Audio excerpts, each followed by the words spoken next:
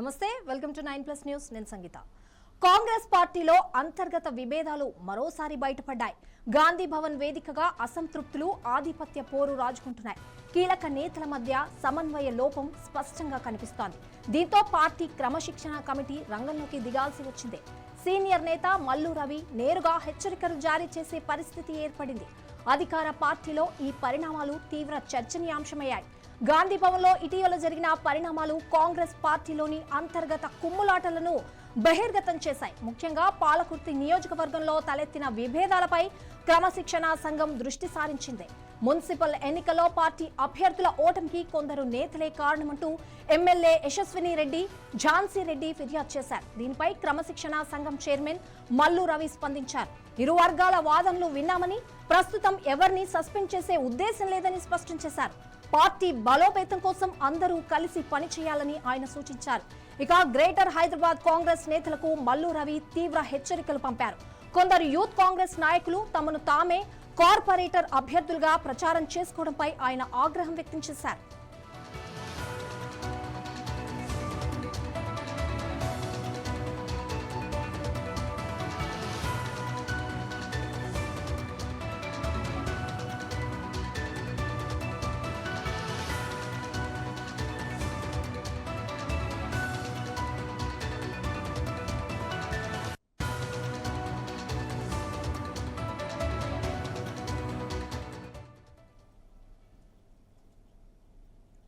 కాంగ్రెస్ పార్టీలో అంతర్గత విభేదాలు మరోసారి బయటపడ్డాయి. గాంధీ భవన్ వేదికగా అసంతృప్తులు, ఆధిపత్య పోరు రాజుకుంటున్నాయి. కీలక నేతల మధ్య సమన్వయ లోపం స్పష్టంగా కనిపిస్తోంది. దీంతో పార్టీ క్రమశిక్షణ కమిటీ రంగంలోకి దిగాల్సి వచ్చింది. సీనియర్ నేత మల్లు రవి నేరుగా హెచ్చరికలు జారీ చేసే పరిస్థితి ఏర్పడింది. అధికార పార్టీలో ఈ పరిణామాలు తీవ్ర చర్చనీయాంశమయ్యాయి. దీనికి సంబంధించి మరిన్ని డీటెయిల్స్ రిపోర్టర్ అందిస్తారు.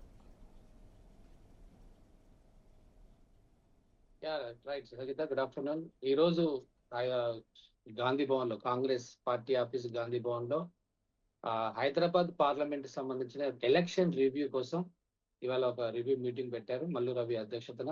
అదేవిధంగా మల్లు రవి ఇప్పుడు క్రమశిక్షణ సంఘంకి చైర్మన్ గా ఉన్నారు, ఇన్ఛార్జిగా ఉన్నారు. ఆయన ఆధ్వర్యంలో పార్టీలో ఏదైనా ఇష్యూస్ జరిగినా, అంతర్గత గొడవలు జరిగినా కూడా కంప్లైంట్స్ వచ్చాయి, దాని మీద రివ్యూ చేస్తారు. ఈ రోజు అదే జరిగింది.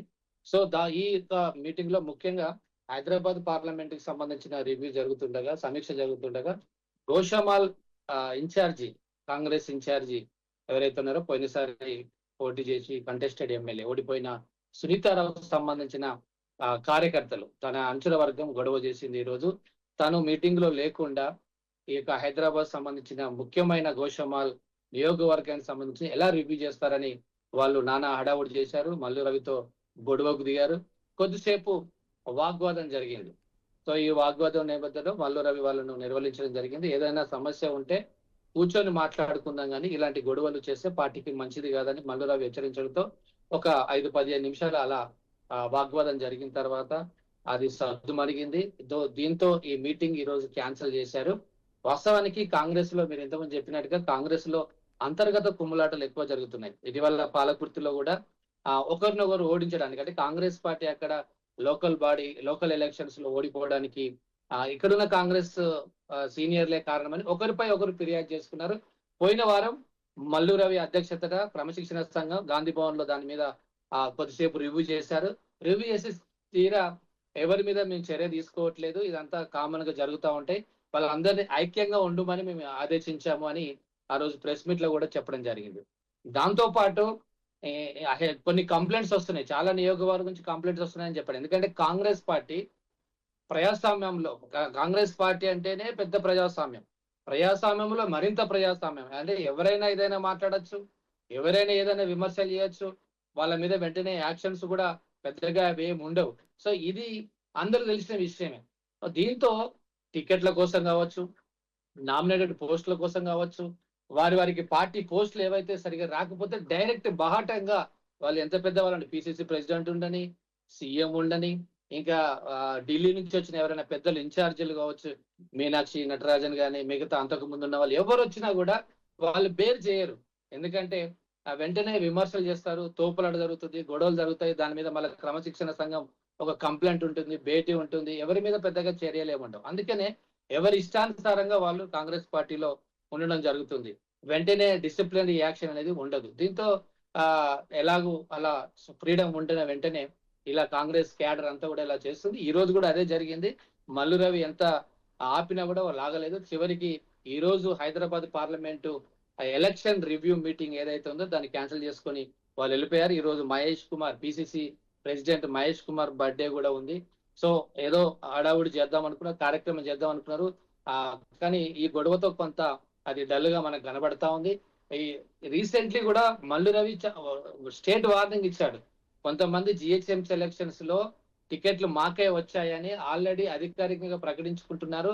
ఎవరైనా అలా ప్రకటించుకుంటే వారి మీద సస్పెన్స్ వేటు వేస్తాము. ఇంతవరకు టికెట్స్ ఎవరికి ఇవ్వలేదు, మీరు ఎవ్వరు కూడా ఈ డివిజన్ నాకు వచ్చింది, నాకు ఇచ్చారు పార్టీ అని ఎవ్వరు కూడా చేసుకోవద్దు. ఇంతవరకు అధికారికంగా ఏమీ ప్రకటించలేదు. కాబట్టి అలా టికెట్లు వచ్చినాయని ఎవరైనా ప్రకటించుకుంటే ఖచ్చితంగా క్రమశిక్షణ చర్యలు తీసుకుంటామని మల్లురావు హెచ్చరించినప్పటికీ ఎవరి ఇష్టానుసారం వాళ్ళు చేస్తున్నారు. రెబల్స్ తిరుగుబాటు చేస్తారు, మళ్ళీ వస్తారు, రాజీనామాలు చేస్తారు. ఇలా కాంగ్రెస్ పార్టీలో గాంధీ భవన్ వేదికగా తరచూ గొడవలు జరుగుతున్నాయి. ఈ రోజు కూడా అదే గొడవ జరిగింది. Thank you Raj Kumar.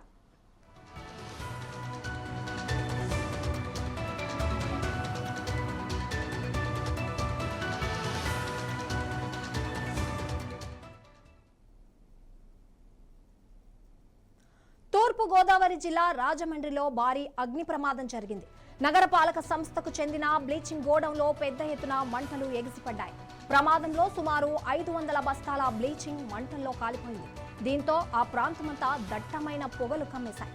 స్థానికులు, అధికారుల సమాచారంతో అగ్నిమాపక సిబ్బంది హుటాహుటిన ఘటనా స్థలానికి చేరుకున్నారు. ప్రస్తుతం మంటలను అదుపులోకి తీసుకొచ్చేందుకు తీవ్రంగా యత్నిస్తున్నారు.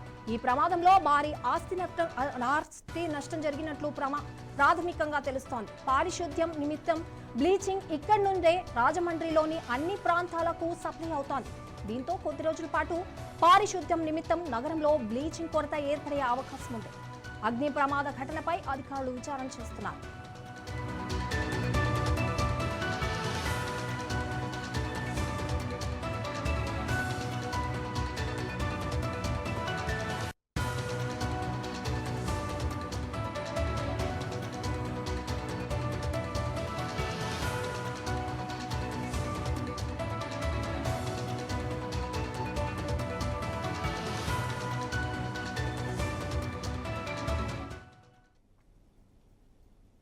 రాష్ట్రంలో వరి ధాన్యం కొనుగోళ్ల అంశం కాంగ్రెస్, బీఆర్ఎస్ మధ్య మాటల మంటలు రేపుతోంది. ప్రభుత్వ నిర్లక్ష్యం వల్లే రైతులు తీవ్రంగా నష్టపోతున్నారంటూ బీఆర్ఎస్ ప్రధాన కార్యదర్శి మాజీ మంత్రి జీవన్ రెడ్డి తీవ్ర ఆరోపణలు చేశారు. కాంగ్రెస్ పార్టీ రైతు డిక్లరేషన్ పేరుతో రాహుల్ గాంధీ చేత రైతులను మోసం చేయించిందని, అధికారంలోకి వచ్చాక రైతు భరోసా ఇచ్చే దిక్కులేదని విమర్శించారు. ప్రభుత్వ తీరు చూస్తుంటే రైతుల పట్ల ఎంత నిర్లక్ష్యంగా ఉందో అర్థమవుతోందని జీవన్ రెడ్డి అన్నారు. రైతుల సమస్యల పట్ల సీఎం రేవంత్ రెడ్డికి ఏమాత్రం చిత్తశుద్ధి లేదని జీవన్ రెడ్డి ఆరోపించారు. అందాల పోటీలు, ఫుట్బాల్ పోటీల నిర్వహణపై ఉన్న శుద్ధి రైతులపై లేదని ఆయన ఎద్దేవా చేశారు.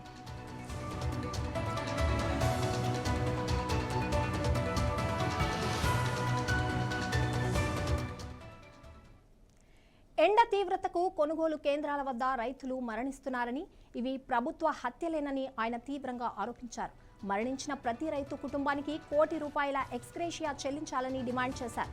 జిల్లాల ఇన్ఛార్జ్ మంత్రులకు క్షేత్రస్థాయిలో పర్యటించకుండా హైదరాబాద్కే పరిమితమయ్యారని, కరీంనగర్ ఇన్ఛార్జ్ మంత్రి తుమ్మల నాగేశ్వరరావు జిల్లాకు వచ్చి సమీక్ష జరిపి పాపన పోలేదని అన్నారు. మరోవైపు ఫార్మా సిటీ కోసం కేటాయించిన భూములను రేవంత్ రెడ్డి తన అనుచరులను కట్టబెట్టే ప్రయత్నం చేస్తున్నారని ఆరోపించారు.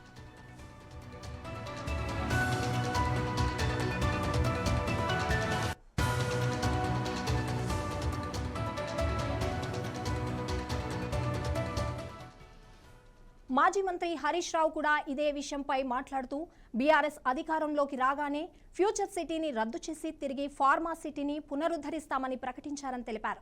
ప్రభుత్వం మే 31వ తేదీలోగా రాష్ట్రంలోని మొత్తం వరి ధాన్యాన్ని కొనుగోలు చేయాలని జీవన్ రెడ్డి డిమాండ్ చేశారు. లేకపోతే జూన్ 2న తెలంగాణ ఆవిర్భావ దినోత్సవం రోజు జెండా ఎగరవేసే హక్కు సీఎం రేవంత్ కు ఉండదని చెప్పారు.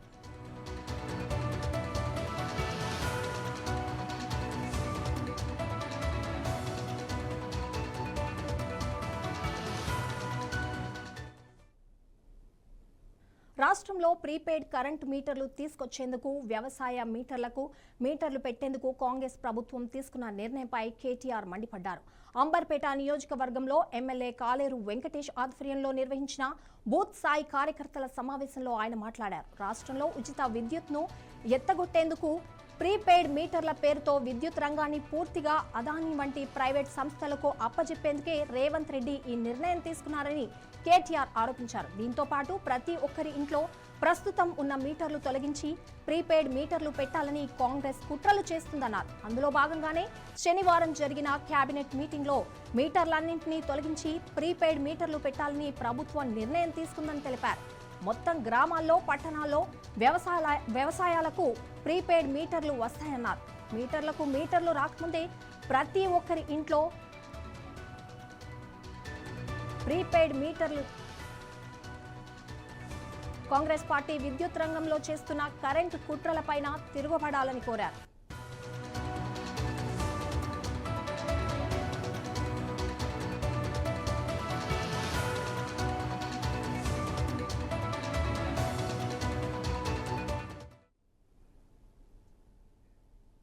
ప్రముఖ జబర్దస్త్ హాస్య నటుడు రచ్చరవి నీ రుణం తీరేది ఎట్లా పేరుతో సరికొత్త తెలుగు పుస్తకం రాశారు.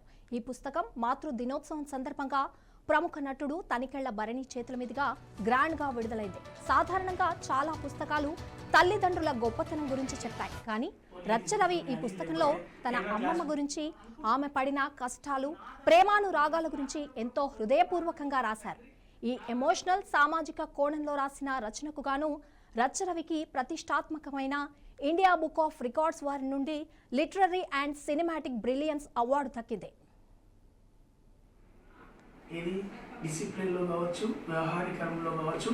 అందుకే ఈరోజు మైక్రో ఫ్యామిలీస్లో, మైక్రో లైఫ్లో ఎట్లయిపోయినాయంటే 6 నెలలలోపు విడాకులు ఎందుకు జరుగుతున్నాయి, అసలు ఎక్కడ జరిగిందనే దాంట్లో, పెంపకం మనం ఎలా పెరిగినాం, ఇప్పుడున్న బిడ్డ ఎలా పెరుగుతుందనే దాంట్లోకి వెళ్ళి రాసిందే ఈ పుస్తకం.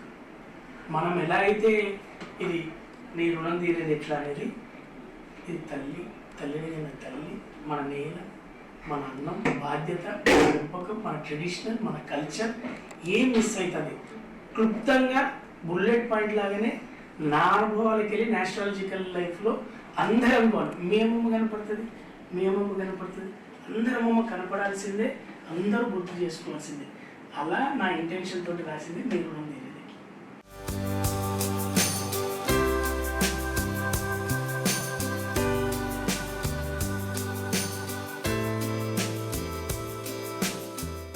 ఇది అందరూ చదవాలి. మన తల్లి గురించి మనం తెలుసుకోవాలి. మనము తల్లి ఎంత ప్రేమగా ఒక బిడ్డను చూసుకుంటాం చిన్నప్పటి నుంచి. ఈ పుస్తకంలో ఆ తల్లి ప్రేమను రాసిన మన రచన్న రవి అన్న ఈ పుస్తకాన్ని ప్రతి ఒక్కరు చదివి మీ యొక్క అభిప్రాయాలు కూడా తెలుసుకోవాలి. మన తల్లి ప్రేమ ఏ విధంగా ఉంటుందో ఈ పుస్తకం ద్వారా మనకు అన్న రాసి చూపించాడు. కాబట్టి మనం అందులో ఉండే ఆ భావాన్ని మనం అర్థం చేసుకొని మన తల్లి మీద ఇంకా ప్రేమ చూపించాలా. మన తల్లి మన జన్మనిచ్చిన తల్లి కాబట్టి మనం 100% మన తల్లికి ఎప్పుడు రుణపడి ఉండాలి. అది ఈ పుస్తకం ద్వారా మనకు తెలియజేయడం, ఆ ఎమోషన్ మనకి ఇందులో కనిపిస్తుంది. ఖచ్చితంగా నాకు అన్నయ్య ఎన్ని రోజులు చెప్తున్నాడు, నేను ఖచ్చితంగా చదివి ఒక 100 మందికి ఈ పుస్తకాన్ని నేను డొనేట్ చేయాలని అనుకుంటున్నా, ముఖ్యంగా మా స్టాఫ్కి. Thank you.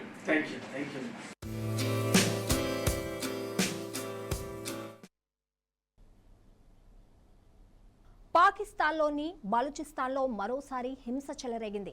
బలూచిస్తాన్లోని క్వెట్టా నగరం ఈరోజు భారీ పేలుడుతో ఒక్కసారిగా ఉలిక్కిపడింది. సైనిక సిబ్బందిని తరలిస్తున్న జాఫర్ ఎక్స్ప్రెస్ రైలును లక్ష్యంగా చేసుకుని జరిగిన ఆత్మాహుతి దాడిలో 23 మంది ప్రాణాలు కోల్పోగా 70 మంది గాయపడినట్లు సమాచారం. ఈ దాడికి బలోచ్ లిబరేషన్ ఆర్మీ బాధ్యత వహించినట్లు ప్రకటించింది. పేలుడు ధాటికి రైలు బోగీలు దెబ్బతినడం, పరిసర ప్రాంతాల్లో భయానక పరిస్థితులు నెలకొనడం కలకలం రేపుతోంది. ఘటనా స్థలంలో సహాయక చర్యలు కొనసాగుతూ ఉండగా భద్రతా బలగాలు హై అలర్ట్ ప్రకటించాయి.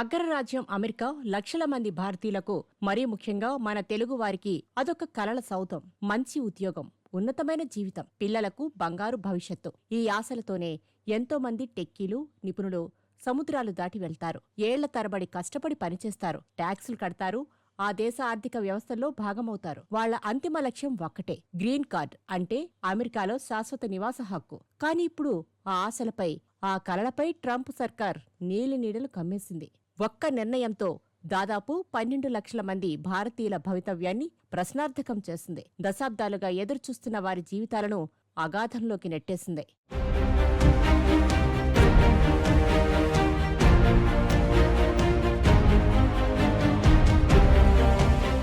అసలేం జరిగింది? ఇంతకీ ఈ గందరగోళానికి కారణమైన ఆ కొత్త రూల్ ఏమిటి?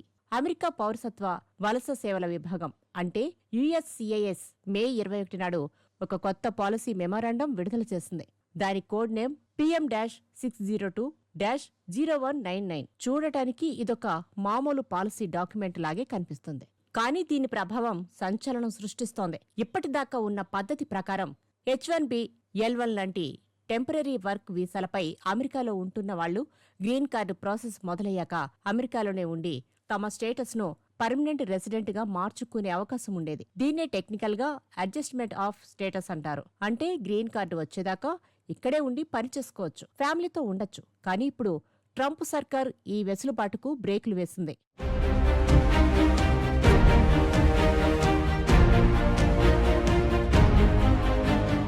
కొత్త మెమో ప్రకారం అమెరికాలో ఉంటూ స్టేటస్ మార్చుకోవడం అనేది ఒక హక్కు కాదు, అదొక అసాధారణమైన ఉపశమనం. ప్రభుత్వ పరిపాలనాపరమైన కరుణ, అంటే అడ్మినిస్ట్రేటివ్ గ్రేస్ మాత్రమే అని తేల్చి చెప్పింది. అంటే చాలా సందర్భాల్లో గ్రీన్ కార్డు అప్లికెంట్లు అమెరికా విడిచి తమ సొంత దేశాలకు తిరిగి వెళ్లి అక్కడి అమెరికన్ ఎంబసీ లేదా కాన్సులేట్ ద్వారానే ప్రాసెస్ పూర్తి చేసుకోవాలి. హైదరాబాద్ నుంచి, బెంగళూరు నుంచి వెళ్లిన మన తెలుగు టెక్కీలు ఇప్పుడు గ్రీన్ కార్డు ఇంటర్వ్యూ కోసం ఇండియాకు తిరిగి రావాల్సిన పరిస్థితి తలెత్తవచ్చు. ఇది వినడానికి సింపుల్గా ఉన్నా దీని వెనుక ఉన్న చిక్కులు, ఇబ్బందులు అన్నీ ఇన్ని కావు.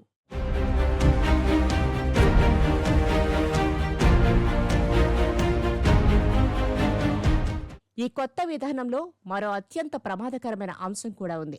అదే ఇమిగ్రేషన్ అధికారులకు అపరిమితమైన అధికారాలు కట్టబెట్టడం. దీన్నే అన్చెక్డ్ డిస్క్రెషన్ అంటున్నారు.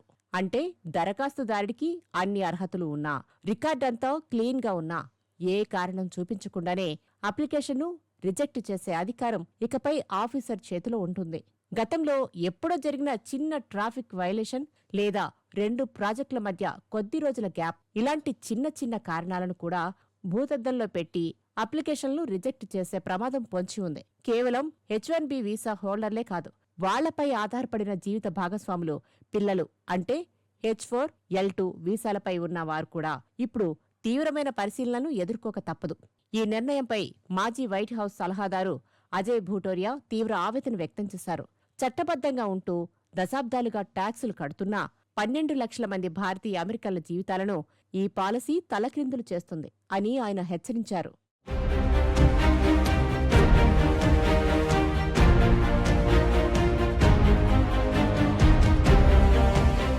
కొత్త నిబంధనలపై అమెరికాలోని ఇమిగ్రెంట్ కమ్యూనిటీ, టెక్ కంపెనీల నుంచి తీవ్ర వ్యతిరేకత వెల్లువెత్తుతుంది.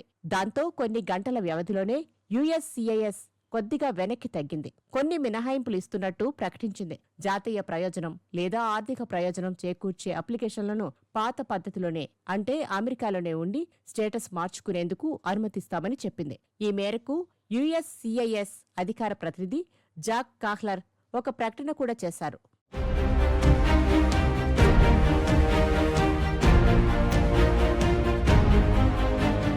కానీ ఇక్కడే అసలు సమస్య మొదలైంది. ఏది జాతీయ ప్రయోజనం, ఏది ఆర్థిక ప్రయోజనం, దేని ఆధారంగా దేని లెక్కిస్తారు అనే దానిపై ఎలాంటి స్పష్టత ఇవ్వలేదు. ఈ అస్పష్టతే ఇప్పుడు లక్షల కుటుంబాలను మరింత ఆందోళనకు గురిచేస్తోంది. AI రీసెర్చ్లో టాప్ సైంటిస్టులు, $1 బిలియన్ కంపెనీ ఫౌండర్లు, వీళ్లంతా దేశానికి ఆర్థిక ప్రయోజనం చేకూర్చేవారే. మరిప్పుడు వారంతా తమ పని మానేసి ఇండియాకు వచ్చి ఇంటర్వ్యూల కోసం క్యూలో నిలబడాలా అని టెక్ దిగ్గజాలు ప్రశ్నిస్తున్నారు.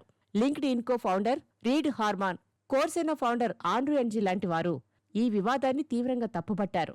ఇది అమెరికా టెక్ రంగానికి, ఆవిష్కరణల భవిష్యత్తుకు కోలుకోలేని నష్టం తెస్తుందని హెచ్చరిస్తున్నారు.